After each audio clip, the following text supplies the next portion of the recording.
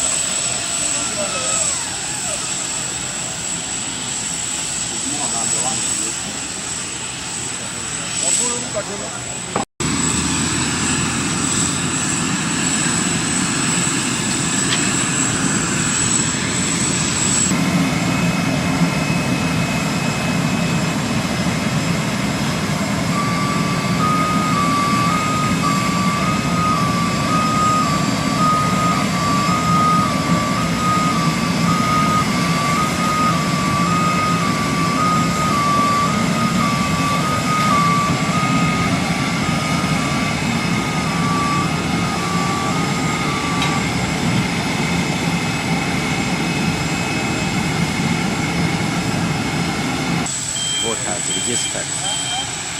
So each parade is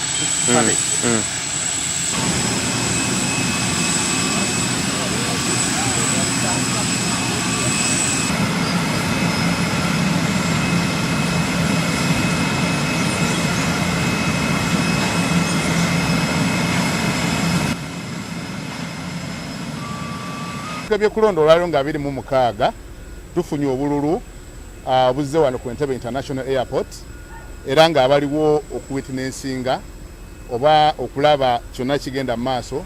Tulinawo ba candidates representatives, tulinawo ba observers, tulinawo members of the press, bannamawulire naffe kegini abakozi b'akakiiko okulaba ddala ki ekireeteddwa mu ggwanga era kye tulina okurecevinga.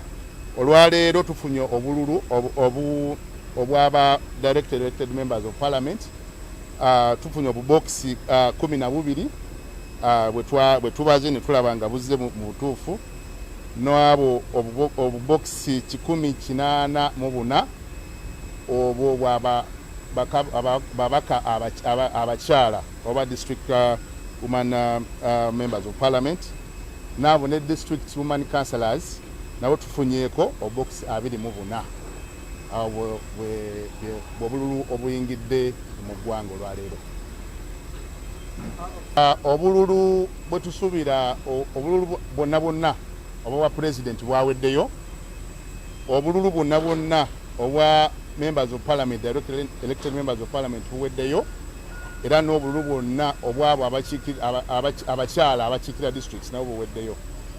Tusuubira okufuna obululu leero bwe tufunyeeko obwa district woman councillors gabe nga tufunyeeko obubokisi 24, tusuubirayo obubokisi obulala 168 obugenda okujja, naye bugenda kujja nga mu second consignment wa second batch nga 3 nenga 5 omwezi ogwa January 2026.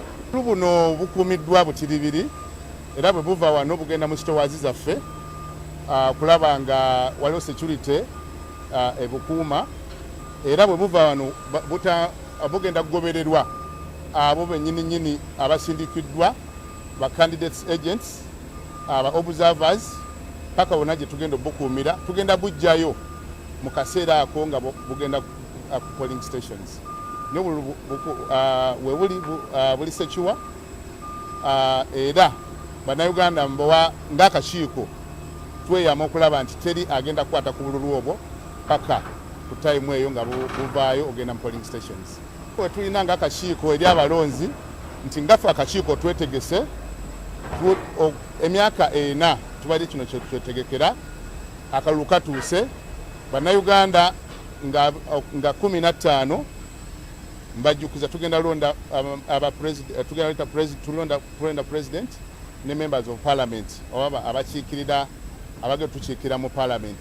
Muveeyo mu bungi mujje mulonde muveeyo mu bungi mujje mulabe nga bw'obanga okubya akaluluko kakube mirembe, bwanga waliwo ekitatambudde bulungi weebuuze.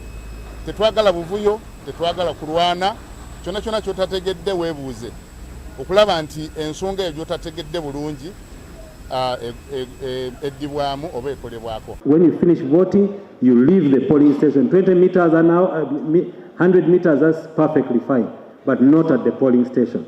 And for them, protecting the vote means they must watch every step. And there is no law that stops you from watching every step. That's why even our courts are open. The law says when the voting has ended, the presiding officer will count the ballots in the presence of voters who are present to witness. And it does not even say that those who should witness are 2, 5, 10 or 20. Even if a polling station has 500, if the 500 are interested in witnessing, the law does not stop them from being around. It's very important that we implement the law as it is. Laws are not suggestions. Laws are commands.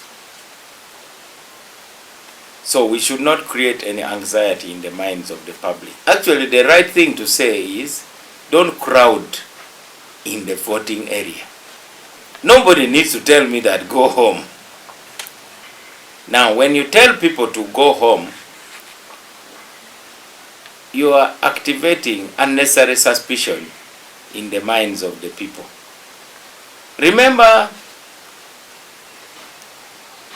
based on the cases in court, there are many instances of rigging in our country. And the reason why people want to be there witnessing is because they want to avoid that rigging. It may even be a ground for petitioning the results of an election that voters were denied the right to witness.